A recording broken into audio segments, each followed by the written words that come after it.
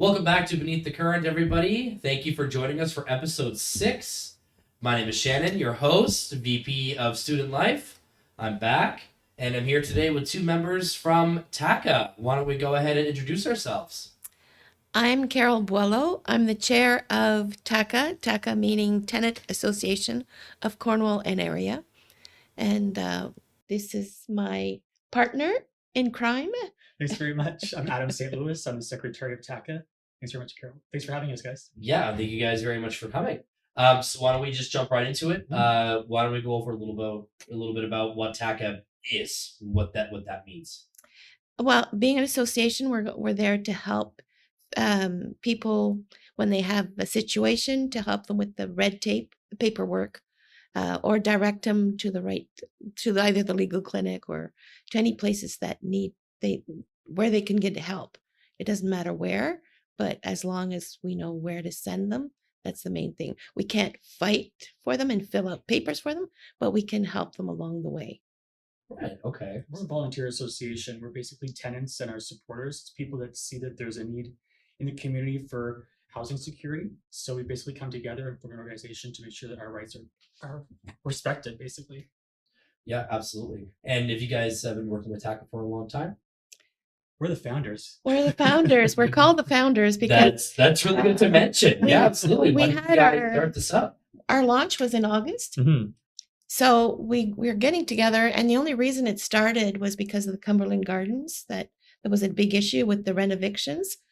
And they had started their own little tenant association with that building or that group, and then it got bigger. We decided, well, Anna started, who worked on a project with the Social Development Council. She was tasked with starting up a tenant association across Cornwall and area. And so I sort of got involved, and as it got along, I ended up being one of the most regulars with Adam. So we ended up being the group that the few people. And there's also a third person who started it with us, Sterling Osman, who used to be the vice chair. He helped us quite a bit at the beginning, getting on to this point.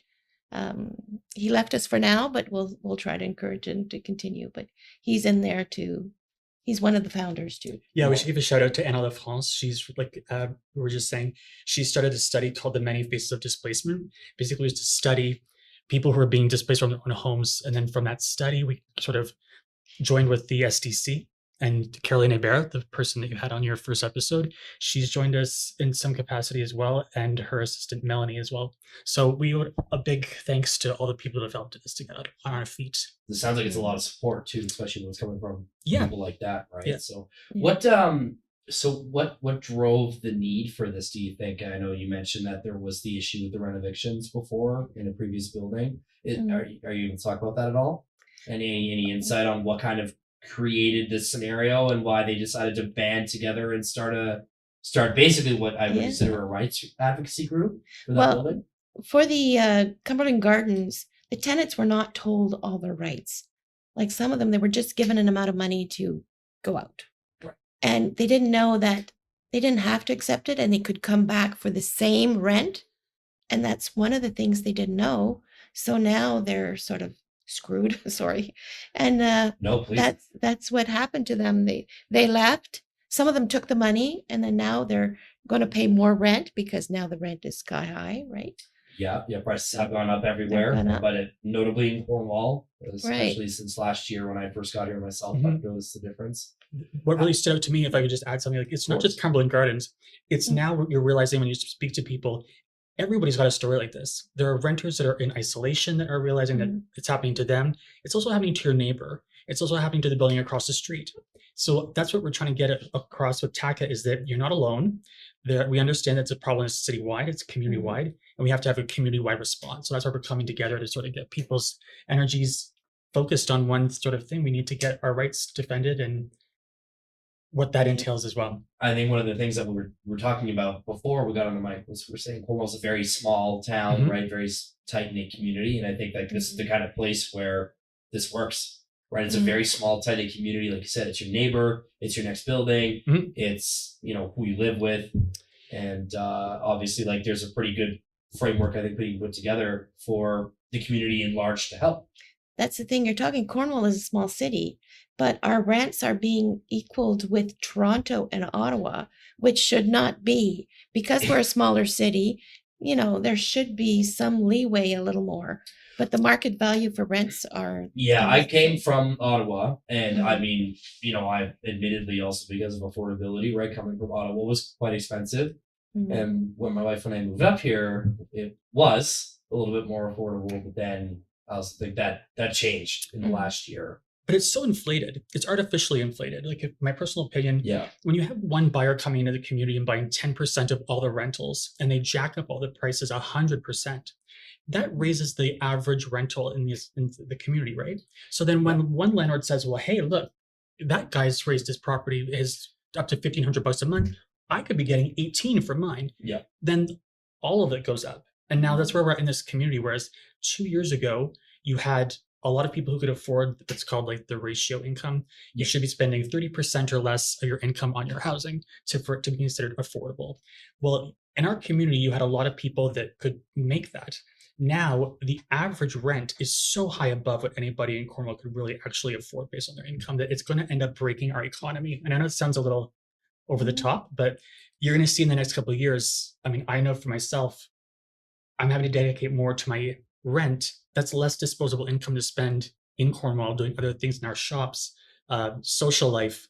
It affects everything else. Yeah, it does. And so for myself, like my wife and I were homeowners, right? And we only own this single property. We're not landlords, but it also hurts us too because rent's going up, which means the mortgages go up. Like everything artificially inflates in price, right? And my wife and I, we haven't gotten a single month without an increase.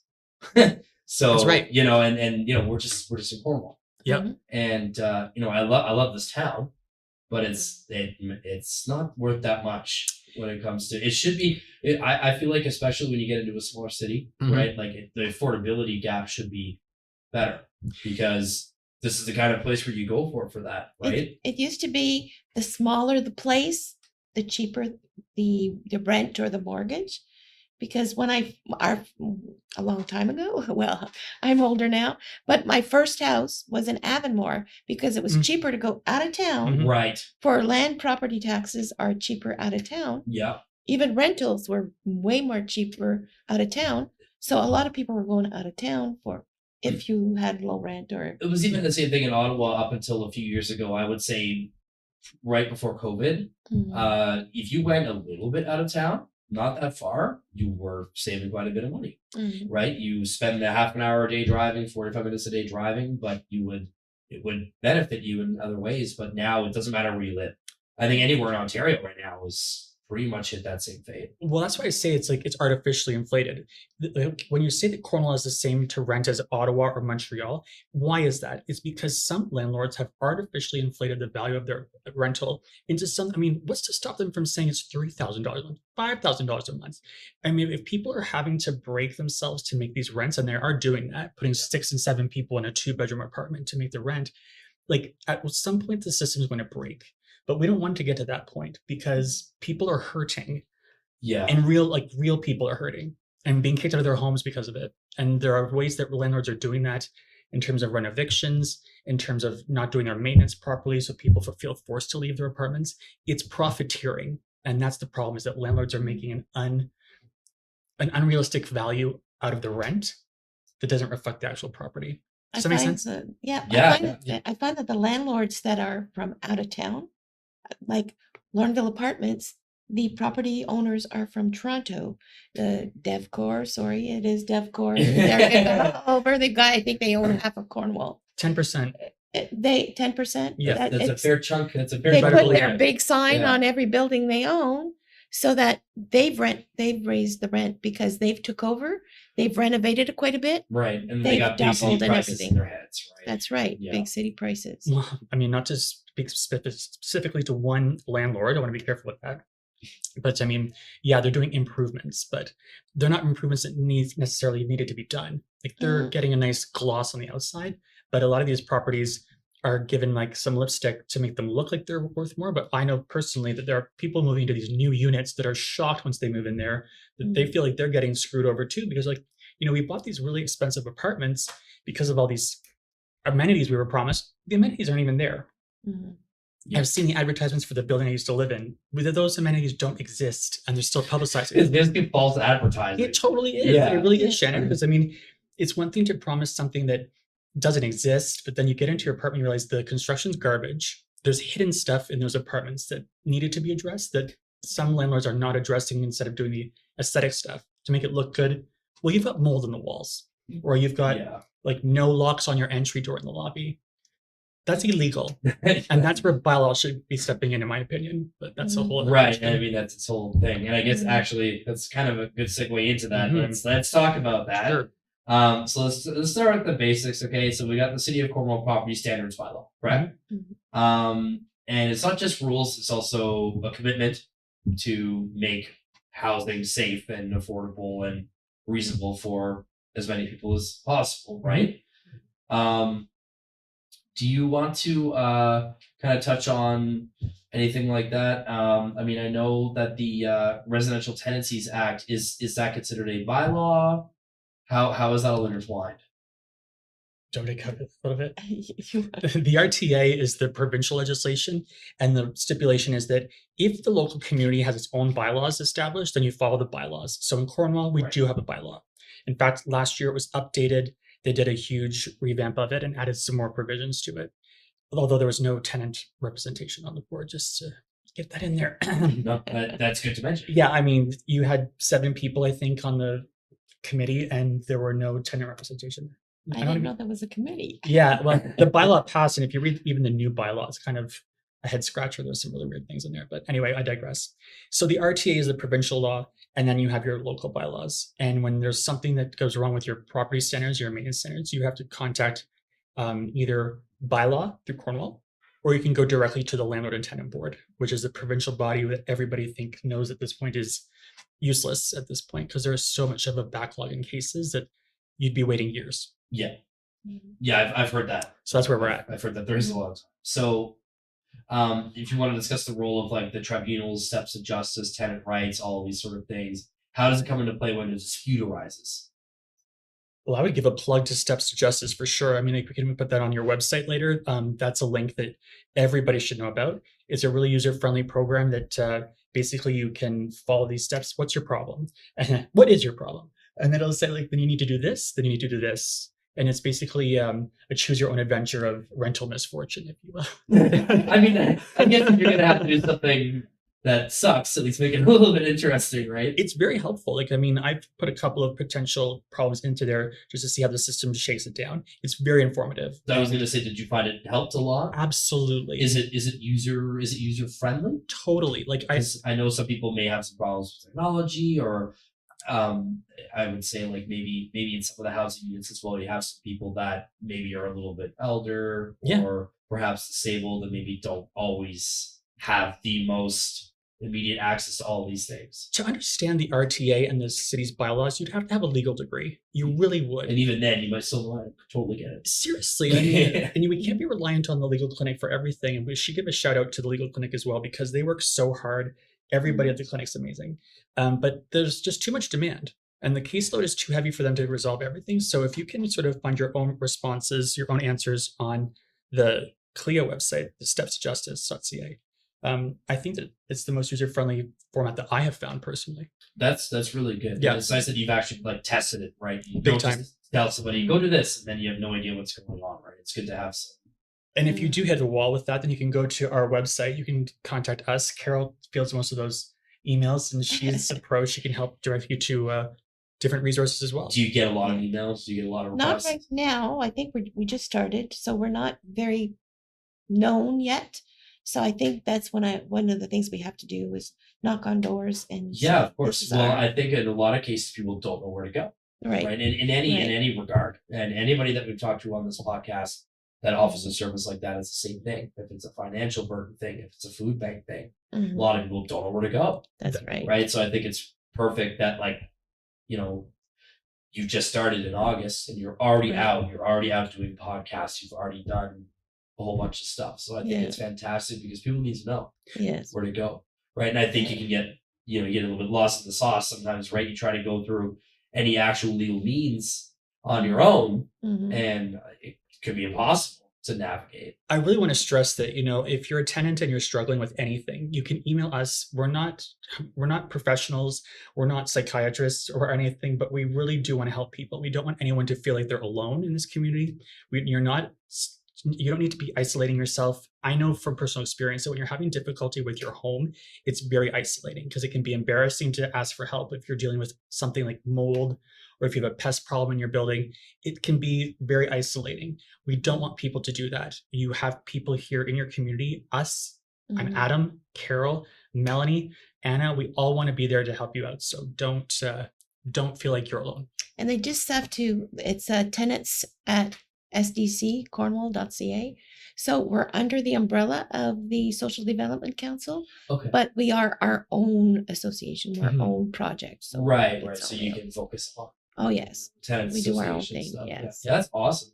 And kind of what you were just talking about, people feeling isolated, maybe not knowing where to go. Mhm. I guess we could talk about like navigating actual support and crisis management. Sure. Mhm. You know, it's a harsh reality, but homelessness and housing crises are pressing. They're rising, I think, as well.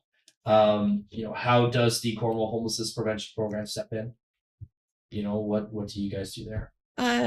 I'm not sure what we do. Well, that's actually not us. That would be the housing division. That would be the Cornwall Housing Access Center, and our Okay. colleagues, Lisa over there. Well, our Lisa colleagues, Smith. our partners, yeah, Lisa Smith, yes. very hardworking. As a matter of fact, we went to a meeting in her building the other night at like 7 o'clock at night, and Lisa was still in her office working. I was like, damn, that just goes to show you how hardworking they are over there. But that would be the Housing Access Center. So that would be a different division than you guys specifically. Oh, Yes, yeah. but we're partners with them. They can help us and they can give us some information, but they're not part of the organization. They're So partners. let's say somebody came to you and was like, "Look, I'm having a mental health crisis."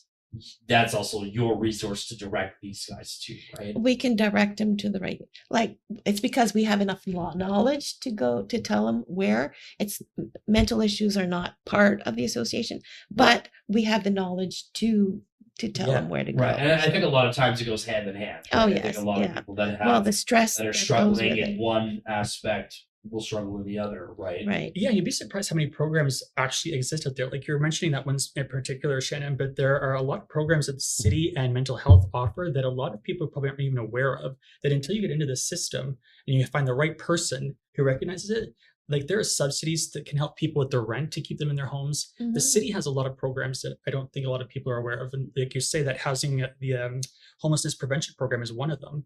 That, Mhm. you know, if you go on the City of Cornwall website, under the housing division, there are like 8 or 9 programs there. And I can speak to that. It's on our own website as well. Mhm. Right. Yeah. Okay. And yeah, back to that, people don't know where to go. Yeah. That's Right. I don't right. know that programs exist. There's many times that I sit across other people at this table and I learn so much, partially because I'm not really from here. Mhm. But I mean, you know, like if I haven't needed the service right away or I hadn't considered it, I don't know they exist all the time. Well, just as an example, I just saw on Facebook somebody was having problems. The landlord wouldn't give them the key back until they paid a certain amount to Right. get back. And I sent the Facebook amount to the United Way because United Way has a program where they can give you a lump sum at the beginning to get you out of trouble. Mhm. But nobody knows about that. So I sent it to United Way, and they dealt with it. But That's amazing. it's something I think that we need to do, and hopefully we don't always get the information to us. But I look around on Facebook, and I know enough people. I'm very much in the community, so Which I think is super yeah, important too, yeah. because having somebody actually out there in the community is, I'm sure, a great resource for people as well. Carol's on every board that exists in this community. She is in there. If you haven't seen Carol, you're not looking hard enough because she's everywhere. Open your eyes. There's Carol. That's amazing. Well, that's why we were pleased that you could even make the time to come and see us today, because we know that you sit in on a lot of stuff. I'm on about 15 committees, Yeah. and tonight I volunteer for the Ghost Walk for charity. Oh, That's at yes. Cornwall I do Square. know about that. So Do you want to quickly list off what you're a member of? Oh, All of them? You jeez. said 15. You can give me the full list if you want. Well, I'm on 3 of the city committees. I'm on the accessibility committee. I'm on the senior committee, and I'm on the Exactly. Too many to even remember. But I'm going to visit also the transit committee. I'll be just a observer there. I'm not on a committee, but I'm invited to be an observer there. And then I'm on the Social Development Council has a project on poverty, and they have 5 pillars, and each pillar has a committee. I'm on the 5 committees. I'm on the library board. That's the other one from the city. Wow. This was really important to us because, I mean, especially after I saw your first interview with Caroline Hebert, and the number that just like leapt out at me was when you said the college has 800 new enrollments every year, and more than half of them are international students. Yep. And I was like, and then I looked more into how the whole college international system works, and I was like, there are a lot of students that are probably experiencing what we think we're experiencing in this community, that it's even worse for them. I mean, I couldn't imagine going to a new country and you're a student and having to face this housing crisis that we're all having to handle. So Yeah. that's why this interview was really important for us. Like, we wanted to address the student aspect of it, and obviously I'm sure you guys do as well. Yeah, well, I mean, working at the student union, of Yeah. course, we get emails and stories and requests for assistance Mhm. and stuff all the time. Lovely Nandish working behind the scenes here. He's an international student as Mhm. well, right? So he can probably speak on behalf of that a little bit. But I mean, the difficulties of coming into Canada right now, especially Ontario, trying to live, are Mhm. insurmountable. I mean, I'm from an hour and a half away, and some days I'm like, oh boy, I didn't come from Yeah. a whole other country.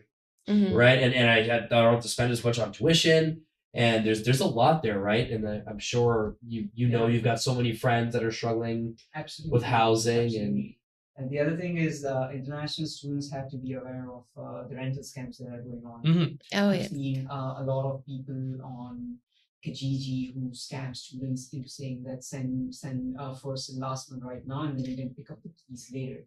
And international students don't know any better. Yeah. They have no idea what's going on in their new year.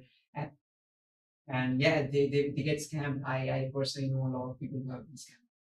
Is it true that a lot of the citizenship element as well is tied into your study? Like, I saw something about here in Ontario that some schools, if you don't attend a certain number of in-class sessions, that you'll rescind your study visa. I was like, yes, imagine the Yes. pressure. Like, you can't Yeah. find housing, so you're not making it to class, and then you find out that on top of that, now they're going to take away your permission to even be here to study. I can't imagine the pressure. I that puts on believe a it's person. 50% in-person attendance I think minimum, so. right? No, now it's 100%.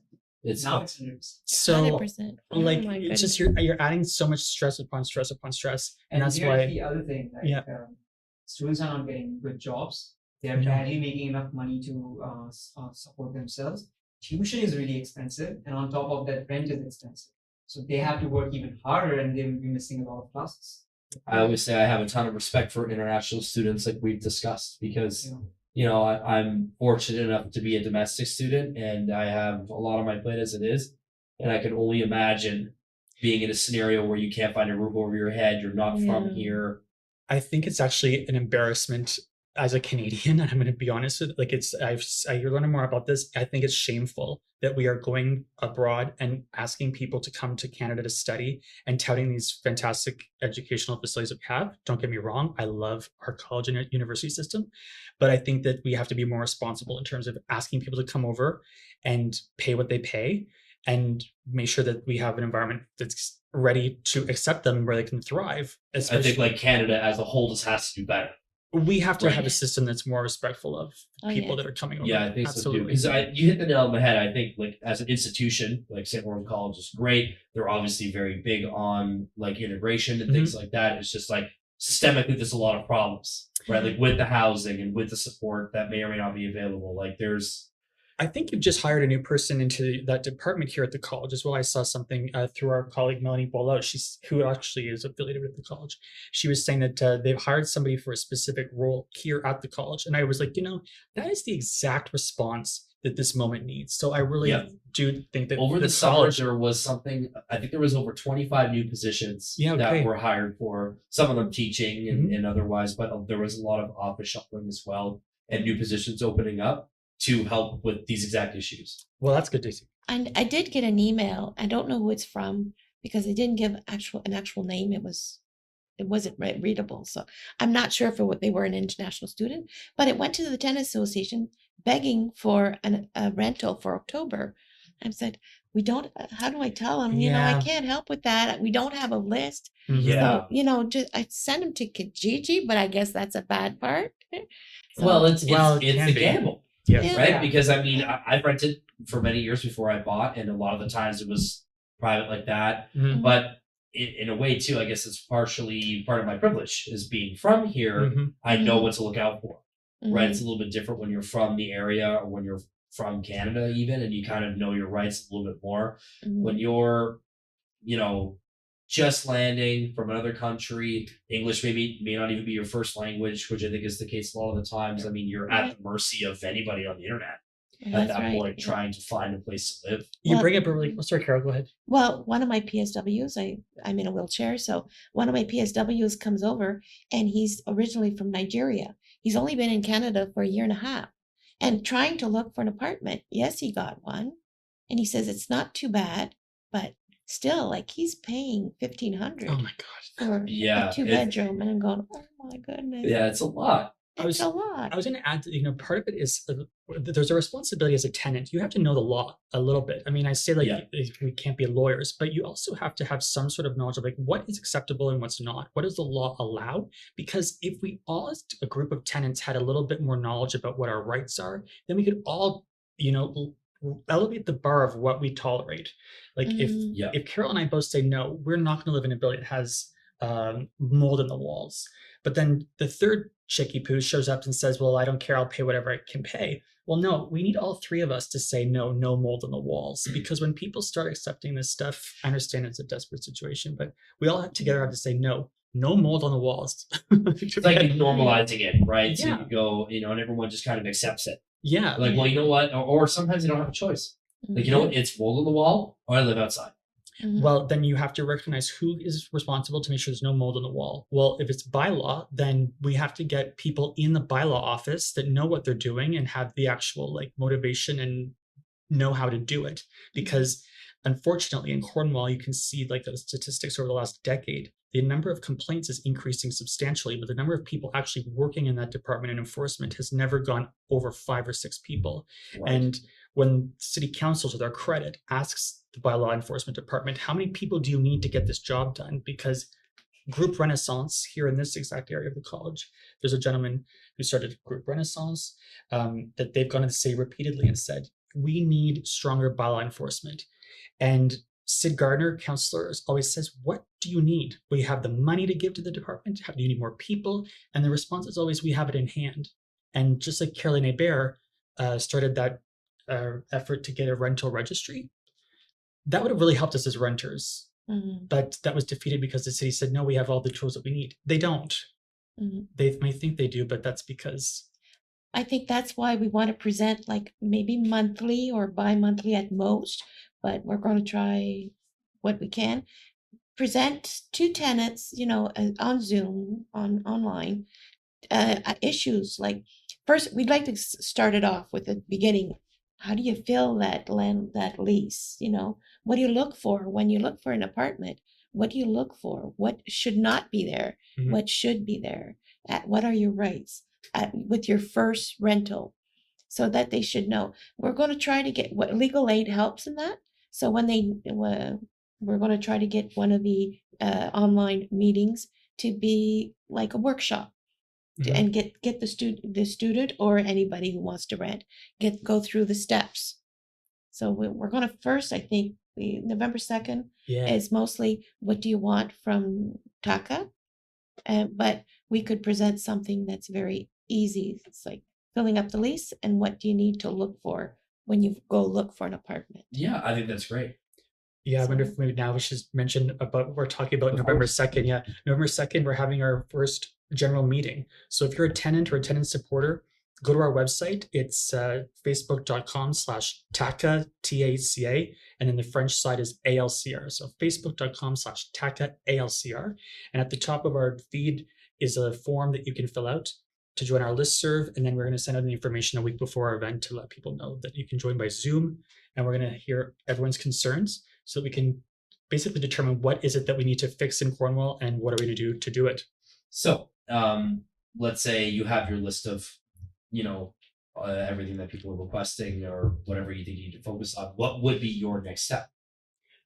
Well, it depends what the problem, what it is that's identified. If everybody says together that like the rents are just too damn high, well, how do you approach that?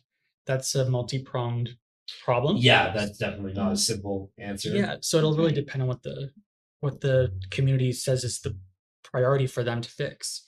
If you had to guess based on where we're kind of at right now, what would you think that the top problem would be? Do you think rent is too damn high? Do you think that's the biggest issue we have? I think it's the biggest issue is the cost. Yeah, the cost, market, and probably the lack market of value, units, right? The lack of units. You were mentioning on your Facebook, for your website, your Mhm. Facebook page. Do you guys operate bilingually? Absolutely. Oh, Okay, yes. that's actually interesting Yeah. to know because Mhm. you said that you had the two divisions, right? If you go to our website, you won't find everything translated into French. We're not Right. that far ahead in terms of even just getting it done in English is a bit of a challenge because we need a web designer. Hint, hint, Mhm. Nandish.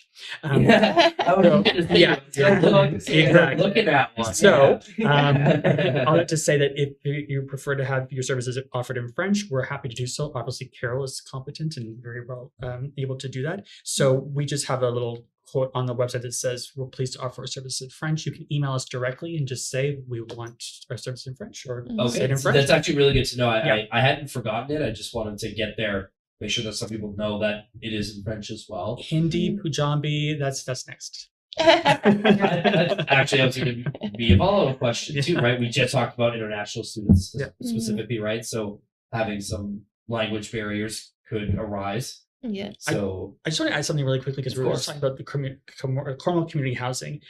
They're actually the city's biggest landlord. When you think about it, like, the city is the city's biggest landlord in terms of how many properties they own for residences, and they do it on a non-profit basis. And those properties are well maintained, they're reasonably priced, so it can be done. It's just that unfortunately so many landlords that are not publicly organized the way the city is are just profiteering. So it can be done that you can have responsible, safe housing security in your community. It's just you can't be trying to make gagillions of dollars off of it. Yeah, and then do you funneling it out of think, profits. do you think that CCH has done enough housing? Do they need more housing? What do you think? There is another building coming up on Pitt Street Okay. near the 401 overpass. There's another Yes. one coming up there, which is Cornwall So housing. they're still putting up houses. They're trying to. They have a 10-year plan, and you can follow it every year. They have a strategic update. And I mean, the number of homes that have to be built in Cornwall alone is pretty staggering when you think about it. But then when you see how quickly they put up Carol's building at 9th Street, Less than a year.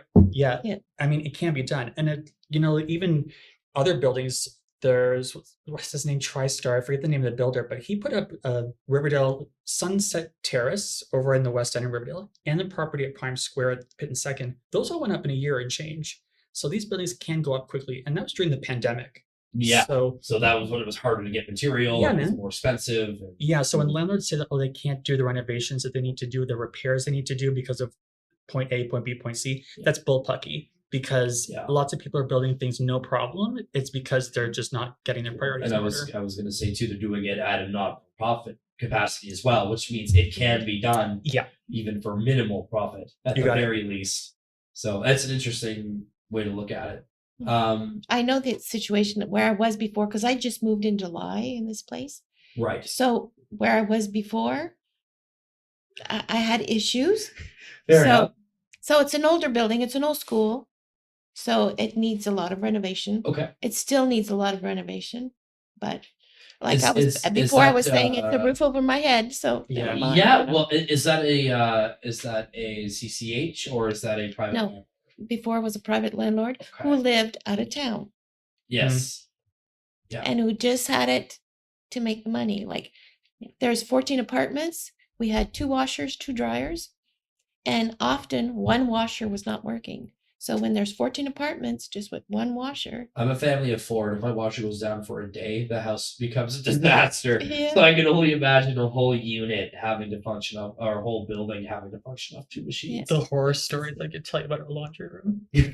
We're 14 units in our old building as well. That, I mean, there was even a Facebook post online about people who were going to our building, letting themselves in because there were no locks on the doors, and using our laundry facility because they didn't have one in their own building. And I mean, I even told the landlord about it, and they're like, "Well, this building has never had locks on the doors." That is not doesn't an make it answer. okay. That is not an answer. So yeah, So obviously you have some experiences in your fair share of dealing with things like that as well. it's out of control. Like, I mean, I am the living example of rent eviction in the Providence community. I literally just moved last week into a building that is twice the price of what I was paying before. But where I was living, I had been there for 5 years. And the last 2 years, it's been a new out of province owner. And they've just completely let the building go to crap. And they've said specifically, we are not doing any repairs in these units until you people move out. They've said it right to our face. I mean, there's water How leaking do through you the even say that? because they think that they're immune. They think that they run the city. And I guess in a way, a lot of them get this impression because things don't get done or things are held up for so long in tribunal that they kind of do get away with it. for a They while. totally get away with it Yeah. because I mean, I have to be really careful what I say here, Carol. It's okay. Yeah, I think I'll just. You're gonna tip that one up. I have lots of experience, Shannon. We're gonna talk more on the mics are off, and then we get in trouble. Yeah. But I totally get it. I mean, I've rented before too from some shady landlords, and I'm Mm. fortunate enough to never have done like a really crappy building or anything like that. But I mean, There are some great landlords in Cornwall. Don't get me wrong. Like, and I mean, Oh, I've yes. done the math. It is really tough to be a landlord right now, even if things are working out perfectly. To try and get a Oh, yeah. mortgage, or like when you see the way that interest rates are changing, being a landowner is really tough in Cornwall. So if you have one tenant who destroys a unit, it can devastate your whole year. It could Yeah. put you under. So I don't want to make it sound like we're tearing down all landlords. I think the problem that we have, and this is with anything, not just landlords, is that the few bad get grouped in. Oh yeah. Right. And now everyone takes it as, well, all landlords are bad. And I think that's where, like you said, you have to be careful and also say, like landlords provide housing, but like there's got to be a line. But there's Right. also the bad tenants because where I am now, Yep. like we had a letter just a few weeks ago saying, listen, this is like a 2-month-old building and it looks like a 10-year-old building because because they leave dogs come in, right? Right. So there's stains on the carpets already, and there's our laundry room. They had to put a poster, no pets allowed, because they found Yeah. poo. Right. Yeah. in one of the It does machines. go both ways, right? There's a Yeah. ton of really bad renters out there. Yeah. Yeah. So, and I've seen it. My uncle was a landlord once upon a time, and he was always very reasonable, but he had some people that took advantage of that and getting Yeah. locked up in tribunal. It took him over a year to get a house fixed when he had a really bad incident with some tenants that he had, and they were like Yeah. putting food in the walls and then like plastic Oh. in there and doing all kinds of crazy stuff. Yeah. And it took him over a year to get any of that repaired. So it goes both ways. I know. Well, the one I was at there was one tenant, a young tenant in his 30s, and he didn't, because it was COVID, he lost his job, and then he was over almost a year not paying rent. Why he didn't get kicked out? Because he knew that with COVID they couldn't kick him out right away. Yeah, that was. So he was 10 months not paying rent. There was so when my wife and I were looking to buy a house, it's kind of on a tangent but related, but when we were looking to buy a house, we were purchasing in the middle of COVID. Mhm. And one of the stipulations that we had made for ourselves was we can't buy a house that has tenants in it. Because even though we don't intend on being landlords, we wanted to buy a house for us. We got 2 kids. We wanted to settle down, buy a home, do the thing. But we found out that a lot of the houses that were up for sale that had tenants in them weren't selling because they can't just get rid of the people that live there. And I mean, I also don't want to take away that from somebody. I don't want to boot anybody out. But at the same time, it's like, okay, well, I also need a place to live, right? It's expensive for me to buy a house, but then these guys could also just sit there for a year, 18 months at the time, without paying a dime in rent. They can trash the house because now they're going to be pissed off that we're buying their property. Mhm. And then I'm stuck with it. Mhm. It was an interesting time. Well, And- I was going to say, that's the right choice to make. When you look at this, I mean, look at the situation, you say, I don't think that we should do that because that would be madness. Well, some people are going to be like, For what? everybody. Let's just do it anyway. But if you don't have the resources to be a good landlord, don't be a landlord. And that's why we need a rental registry in the cities, because we need to have the enforcement that says, are you going to be a responsible landlord? And then they go in and they inspect the property between tenants and they say, no, you're not a responsible landlord. We're taking away your license. That's how it works. I think that's reasonable. I think because you need a license for many things. You need a license to sell a car. You need a license to do anything. The list of things that you need a license to in this city is pages long. Like if you want to open a dog grooming salon, you have to have a license. Yeah. But if you want to be a landlord, you don't. It just boggles the mind. It's interesting that if you would consider like being a landlord of business, right? To think about business licenses in general, you want to do anything, Exactly. right? It's like the amount, like you said, the amount of paperwork and what it needs and the money you got to spend to do it, whatever. But to be a landlord, the only stipulation is buying a piece of land. You're not subject to any scrutiny. It's a building that already exists and barely got to get inspected. You're right. It's kind of crazy when you think about it. Yes, because then they're downloading that responsibility onto us as tenants. Like, why are tenants having to do all this work to make sure that the landlords are up to snuff? I didn't buy this house. Yeah, and I mean, the government is us. You're supposed to reflect our needs. The community is screaming out, saying we need a rental registry. We need some sort of licensing for landlords. And to her credit, Caroline Hebert pushed it like crazy 2 years ago. And the city, under our interim mayor, voted it down because the city's report to council was just totally out to lunch, frankly. I mean, I think it would be a provincial thing though to get landlords to be qualified, get that piece of paper. well, the city of Ottawa does it. The city of Ottawa instituted a registry and it works out I was fantastically going well. to say, I'm pretty sure that falls under like local bylaws, Yeah. right? Because it's like Oh, okay. opening up a business. Okay. Like you said, if I wanted to open up a dog grooming salon, I'm not going to the province for that. You can get provincially registered as a business because I have one of those. Like I have an Ontario Inc. number. Mhm. But if I want to operate locally, I have to go to like local government levels. If I wanted to open up a store, Yeah. I have to go to like. But that doesn't permits help. here. Because the landlord I had just before did have an Ontario Inc. number.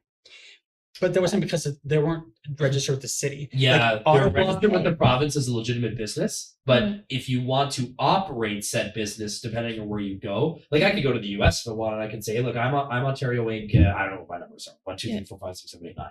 Mhm. And I want to open up a dog grooming business. I'd be subject to the local laws or regulations that, let's say it was just New York, New York, Okay. go to Messina. I would have to follow Messina's rulings on getting a license or I don't know, shaving the mayor's dog to make sure I know what I'm doing, whatever their rules may be. Mhm. And that's what we're kind of touching on, is that it's interesting that you can just be a landlord without any of that. But you brought it That's up. something we could push too. are We going to. I was Are going going to say, to. I think that that's really important because Yeah. I think if you're going to impose that many regulations on businesses in general, why not? I think that what Caroline Hebert brought to council was the exact right thing. The Mercury Legal Clinic was behind it full pin. And I mean, when you've got the legal clinic who handles all those problems with renters saying, listen, we desperately need this tool, to have council then vote it down based on a report that I don't think was accurate in terms of what it actually assessed going on in the city. I think it had it been just a different angle and we had an interim mayor at the time, I think that it might be different under this administration. And if it's not, then we as voters, renters vote, then we need to vote in people who will vote our interests. And that's people who have a concept of what it's like to be a renter, because none of our city councilors are renters. Right. Yeah. I think it in a way comes from a place of privilege. You could almost say where they've never been in a situation or they don't understand the situation because they're not in it. Yeah, at the time, Kelly Lynn was renting. Now she has Yeah. a house now, but I mean, it's twice I go for counseling. I run for council, and I'm going to try it one more time. Keep going. So, the advantages that I have in a way is that yes, I'm a renter, so I know situations that are across the city. I'm also accessible. I need accessible issues that through the city, so I can push on that, and I've got the time to do it. Carol Boileau, 2026. Yeah, 2026. You're here to hear, folks. Thank you. Yeah, that's amazing. I guess we could poke into just a few general topics. Mhm. Is there anything on the top of your head that you think that we should bring up or that we've kind of discussed and wanted to talk about further? Well, I like the idea of bringing it to council, what Ketty Lynn did. We can ask her what she did and then Yes. work on that and push on it. So That's something that is legal, that is paper, we fill in papers. It's something we can do. And we can't, a lot of people think, like the Cumberland Gardens, we thought we could go fight for them. Sorry, that's not our mandate. yeah, I think you a know? lot of people may not understand. Again, back to that, they don't know what services are out there, Mhm. and I think a lot of the times too, like when I talk to Carolyn, right, like Mhm. a lot of people know these words or know these terms, but don't actually know what it means, and we face that here too at the student union, right? Mhm. Working there, a lot of people don't exactly know what we do.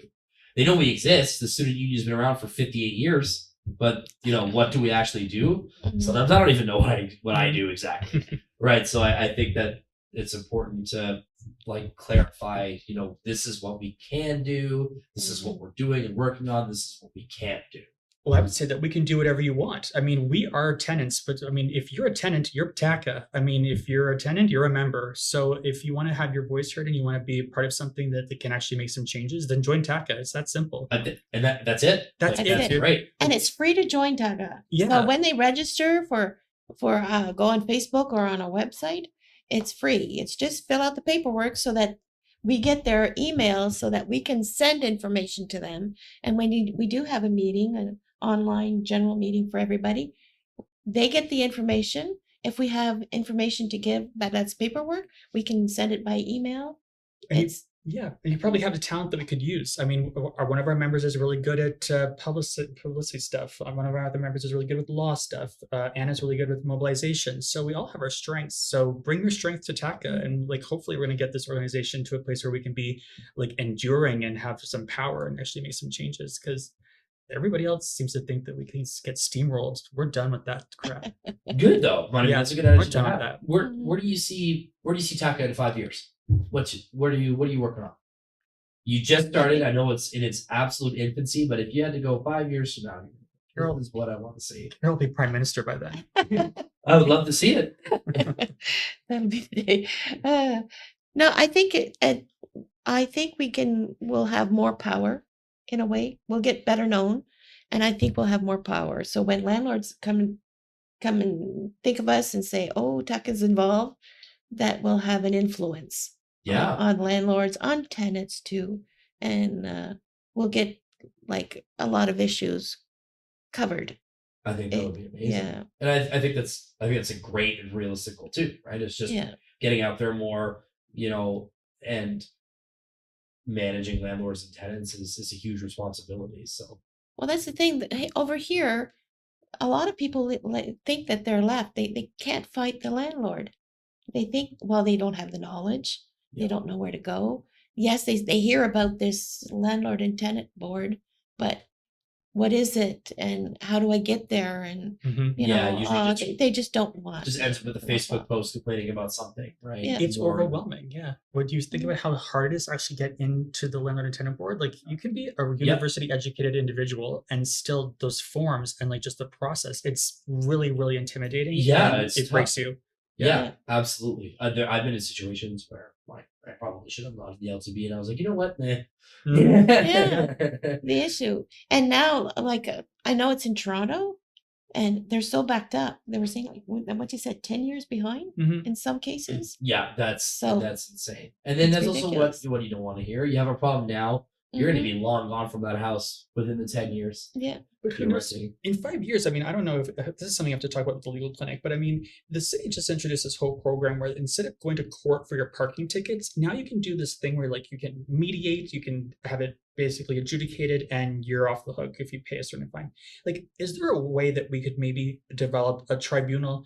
I hate that tribunal, but we could have sort of a mediation. Okay, like if we say we have a representative from TACA, we have a representative from the Landlords Association, and the two of them will represent the landlord and the tenant. And then we could have like something at the local level that avoids having to go to the LTB and knowing what a nightmare that is. Maybe we could start solving our own problems ourselves. Mhm. I don't know. It's something we can maybe explore too. Some I think it's a great work idea. towards Thanks. it. I mean, it's more efficient to do it that way. Most of the time, it can just be dealt with They can do it for parking tickets. Why not for us? I mean, it's the Yeah, same minor judges. infractions, right? Why Exactly. can't I just have a conversation with you at a table Yeah. and get stuff sorted out? It shouldn't be that hard. But my judgments would be pretty harsh. I'm talking Hammurabi style. Take a hand. Do you have any experiences that you would like to discuss that kind of got you into that zone? Because I can tell you're very passionate about this, and I can also see that it comes from a place of like you've been renting for a while, and obviously, you know, I have seen things in my own building that make me really disappointed in us as a community because, and this is the thing, the people who own my building now aren't even from this community. So when I see people moving in and buying a property that has 14 apartments in it, and 3 of them are rent controlled, and they're telling people that have water leaking through the light fixtures, and that there are sheets of plaster peeling off the wall, and there are bugs, and there are like snowbanks practically blowing through the windows panes. When you're telling people you're not going to do any repairs in that unit to get them to move out so they can double the rent, that makes my head want to come off the top of my body. It makes me so angry. understandable. And now I'm in a position where I have seen it. I've been in a position where I was like unwell. I was sick at the time and I didn't have the energy to fight it. Now I'm at the point where I'm mad as hell. I'm not going to take it anymore. So I really think that we as a community have to put our finger on what is causing rents to go up so much. Who is causing our buildings to fall apart? And we have to address it if that means changing the legislation, changing the bylaw makers, changing our politicians. There are a lot of solutions out there because other communities are doing it. Ottawa's doing it, Brockville's doing it. New Westminster out in BC has different legislation under the province, but communities are fighting back. And it's Cornwall.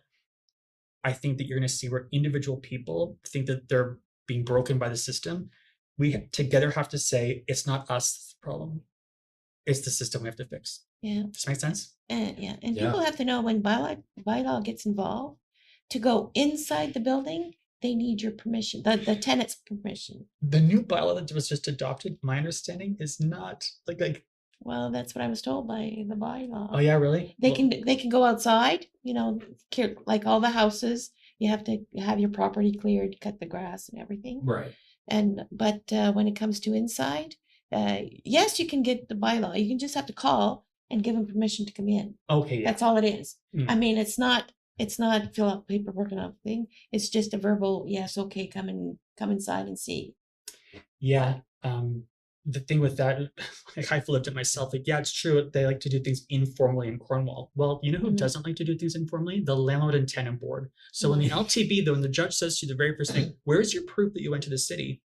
Well, they didn't give me anything. The only way you can actually get proof of what the bylaw did is to ask for a request, a freedom of information request. Do you know Right. how labor intensive that is? Mhm. You have to have money to Yeah, pay the for police it. service does the same thing too. You got to pay for it. You Yeah. got to go through the motions. But I think would it be easy if the bylaw comes in to just get a report of some kind.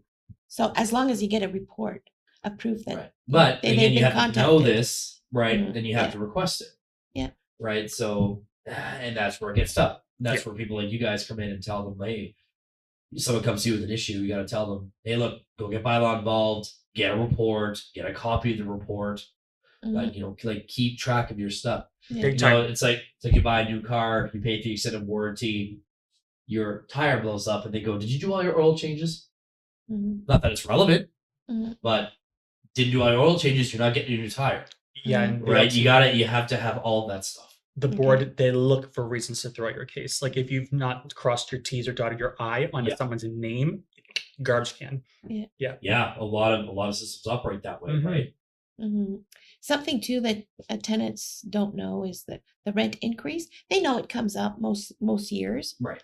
Most tenants will it'll raise, but they don't know the percentage it should raise. Yeah, Like I know my previous ones, they wanted to raise it more than the what was supposed to be, and somebody who's not very knowledgeable, they just take it, they'll sign it, and Yeah. here's my new rent, right? yeah, There's a difference between 4% and 2.5%. yeah, big So, time. Over the course of they- the year, If like I told my landlord at one time, no, my rent increase is supposed to be 1.8, and this is how much it's supposed to increase. I said, What's okay. your excuse so for asking for 4%? Yeah. Well, I didn't ask. I said, this is supposed to be it. He said, okay, that's it. I think That- I think if you pay it 1 month, that becomes your new rent too. Yes, Like if you yes. accidentally pay the increased rate even once, then that is your That's basically as if you're accepting it. yeah, you're saying Right. could you imagine doing that, not knowing that you could have only been paying 1% increase, you've accepted like a 4 or 5%? Ooh, Yeah. dirty buggers. Yeah, but I Yeah. mean that's exactly it. They do Yeah. all kinds of stuff like that. Well, all the that's the time. thing. It's a lot of low income people who don't read. They don't. Some are illiterate, so they're just okay. Landlord said it, so okay. Yeah, well, a lot of people don't know better, right? Or they think, Right. well, or what choice do I have? They Yeah. have their Or- own real lives going on. They're not waiting to like every day to what's the rental increase going to be this month. Like this is stuff that we don't really have to be spending so much of our time on. Like God. Yeah. Yeah, but going things- back to international students, they wouldn't know about this. No. Mm. Not at all. And they came up with like arbitrary reasons too. Like, I had a friend that lived in a building and they increased the rent because they changed the light bulbs in the hallway. Like, Oh yes. come on, guys. That's not going to float at our court, Carol. Yeah. Things like that, but that happens. They were like, we're gonna Oh, change yeah. the light bulbs in your hallway, and we're gonna finally open up the gym facility that has already been here the whole time and just not open. Right. And then they opened it, made 0 changes to it, and changed the light bulbs. And everyone's rent. I think they requested 3% or something. Yeah. Mm. They took it to the board and everything, and yeah. Do the international students stay here more than a year sometimes? Yeah, I know a lot of students who have graduated for over 2 to 3 years now, and they're still living Okay. Yeah. there. And they still face the same issues. Yes. They do. So they have to know that the rental increase can only be a certain amount every year. I don't think a lot of them know. Even I didn't know. I didn't Okay. know until now. Okay. Yeah, see, that's all that we inherently know because we're from here. Mhm. So basically, in a rent controlled environment, they're only allowed to increase it without getting permission, essentially, or asking for more. It's 1.5%. Well, it Depends on the depends. year. It depends on the year. but it's and- in that range. Yes. We'll say about 1.5% is the max they're allowed to do, unless you consent to more or it's not rent controlled. Then they can change it to whatever they want. When you're ready for an rent increase, Google Ontario rent increase, and it'll tell you how much for that year that the landlord, the maximum that they can rent. Yeah, that get is- rate. So if you tell them no, be like, I'm not paying, whatever. Let's say it's 1.5%. They ask for 3. You go, no, the maximum this year is 1.5. Then they have the burden of proof to go Yeah. request a reason. If I'm not mistaken, That's right. Yes. they're on the burden of proof to say, I do need this much more because I changed the light bulb or whatever excuse they come Yeah. up with. Right. They have the burden of proof now. But they don't have to prove it to us. They have a To the LTV, provincial, right? yeah. Or, whatever Yeah, provincial body. So they have to prove it. Okay. Yeah. But so if you push back and then they didn't have a legitimate reason, they drop it. But here's another issue though. A lot of landlords push on students to not sign lease so they can charge whatever amount they want. okay. I've seen That's that as well. that's Yeah. the problem Yeah. too. Is that something that as soon as you enter a unit, if you're there renting or giving an amount every month, make sure you sign a lease, a paper Absolutely. saying you take it for the year. It's at most it's a year. And a lot of times after the year, it's a month to month basis. Yep. But you still are going through that lease, Yeah, right? yeah, It just yeah. continues on. Do you know of a lot of people, or have you had anybody approach you in a situation where they're not on a lease or they were bound by some illegal lease agreement? Does that happen a lot? Absolutely. Oh yes, Yeah, all the absolutely. time. I'm sure. Yes. yes. And We've it's- seen a few people. I've seen a few people without. What do you do in a situation where someone doesn't have a lease? Well, right now they haven't seen us, but they've just mentioned it. Like they just Right. mentioned it like They that. just say, hey, I live somewhere and I don't have a lease. I don't know what's going on. I don't know what I'm doing. Right. That's They- the legal clinic. Yeah, That's a that's a big very one. scary situation. That's a big Yeah. one. I'd be getting Yeah. a legal clinic on that. But again, if we had a registry, you could go to the city and say, I think I'm renting an apartment that's not even permitted. And then the city would get involved and say, look, this landlord doesn't even have a license for this property. Not allowed, big fine, get out. Yeah. Because a lot of international students live with the family too, Yeah. right? Yeah, yeah. So that they they should sign something. Definitely. A lot of And families, what they would do is they would rent out a basement or like a few rooms here and there, Mhm. and they usually don't let the students sign lease. Yes. So I even seen some students being kicked out in the middle of the night. Oh, come on. That happens. That's Because crazy. just because they haven't signed a lease, right? Yes. It So happens. you I haven't make seen here in Cornwall, but I've heard from my friends who live in other states like Toronto. yes. Ottawa, and stuff like that. Whatever you, whenever you pay a month, make sure everything there's a paper sign somewhere Absolutely. to make sure that everything's legal, and you don't get kicked out if you're Yeah, renting. exactly. I would be very upset if I got woken up at 2 a.m. to leave. You get kicked out in a snowy winter night. Yeah, I don't know what I would do. Right? That's illegal in the winter to kick you out of your place in the winter. Oh, okay. That's okay. illegal too. It's also illegal Alright. to cut gas Mhm. in the winter as well. Is it November to March or something like that? I think. Yes. Yeah. So that's a whole other topic of conversation, Yeah. probably for another podcast. But there Yeah. are Yes. there are some limits to being evicted. But I guess in a scenario where you're not on a lease, yeah, you're kind of at the mercy of Exactly. the rules of exactly. that house. Yeah. Yeah. Where do you even go at that point, right? I That would actually be have to excuse myself. I'm gonna have to leave pretty soon because I'm actually going to move. Like I'm finishing moving today. I have movers coming. Yeah, well, I was gonna say I we hate have to we wrap haven't it up. been at it for a long time, so Mhm. we can wrap this up if you want. Couple of things. First of all, is there anything else that you want to talk about? Do you think that we kind of covered a lot? Do we need to do a second session at some point? Maybe in a couple of months for a follow up, and let me know Sure. where you guys are at. Like Totally. would love anything that. we That- missed. yeah. Like we. Right now, for the November 2nd general meeting for anybody, they do have to sign up. So Okay. they Well- have to go either to our Facebook page, either Tenant at sdccornwall.ca, so we direct them to where to go, or go to our website, one of the three. We'll make sure that we If they post have up this, as well. if Thanks. they have one of our cards, they can scan with their phone to get it. You can have And, it on the screen. Because we need your email to send you the link Right, to it's like join a the Zoom meeting, call or because it's a whatever. Zoom call. Okay, yes. perfect. We'll make sure that we have that on the website as well, because I think it Okay. is important, especially for students and international students, to be Yeah. involved, especially because they Mhm. are probably a good majority of people who are dealing with crises right Oh, Yeah. I'm sure, yes. now. And if there's nothing else to add, the last thing I want to say is I know we can't see it right now, but they brought us a lovely box. Gosh. So I would like to open up the box here and just see what they got for us. Okay, now As a we nice- thought that you guys were still the Sharks. we are. Okay, good. So we have two mascots at the Yeah. school. Okay, the Okay. Cornwall Student Union ourselves, we run the Shark Tank, Oh, thank God. and our mascot is Mr. Teeth. He's the shark Okay. costume. The school, all three schools amalgamated in the sports sector, I see. and they have Stormy. It's called Surge, but they're Yeah, so mascot SLC is called Storm. So SLC Surge is like the Storm. new I think it's awesome. the new unit, and then each school has a Stormy mascot. Are they different colors? No, I know. No, they're all yeah. red, Yeah. right? Okay. Yeah. So we do have Mr. T. So I'm just opening the box here, and I love, so because our mascot is the shark, they brought us some what look like homemade Got it. shark shaped cookies. They look amazing. They've got gummies on them. I'm putting up a picture on the website of these. They're very cute. You want to tell me about making them? I do not bake. So they were a labor of love from a family member. And it was just a little something to say, like, we really appreciate the interest that you guys have shown in us. Nandish, we met at our open house back in August, and just communicating with you guys and working with you guys. You are like so professional, so personable, and pleasant to work with. We really look forward to working with you guys in Well, the thank future. you for the Yeah. cookies. That's definitely brownie points in our book. Awesome. They smell delicious. I know you can't see and smell these, Yeah. but they smell fantastic.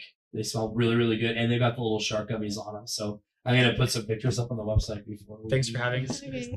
Thank you guys Thank you very so much. for coming in Thank today. Mhm. I hope that one day we can do a follow up, and Mhm. we can see maybe where we've gone in a little while.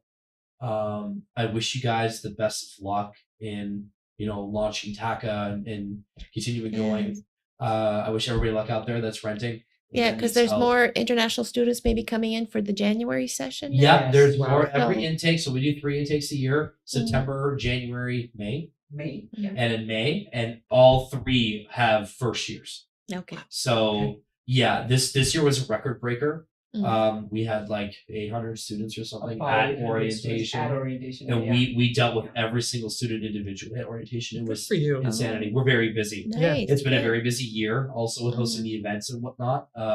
We've had a very big success rate for event nights. Yeah, absolutely. After this, And then we have an event that's in the Shark Tank right now, and then we're shutting that down to do paint night tonight. Yeah. We're very, very involved with the students here, which is also why we Good. started this podcast initiative. Yeah. Because we wanted to provide as much as we could in our 1 year term as executives of the CSU. So Good. You guys are nailing it. Yeah, thank you so congratulations. much. Yeah, I really appreciate that. Yeah. Thank you guys for coming in today. Thanks. Do you have anything you want to say on the mic? A shout out, a goodbye, anything like that before we wrap it up? Just thanks for having us. And it was a pleasure and hope to see you again.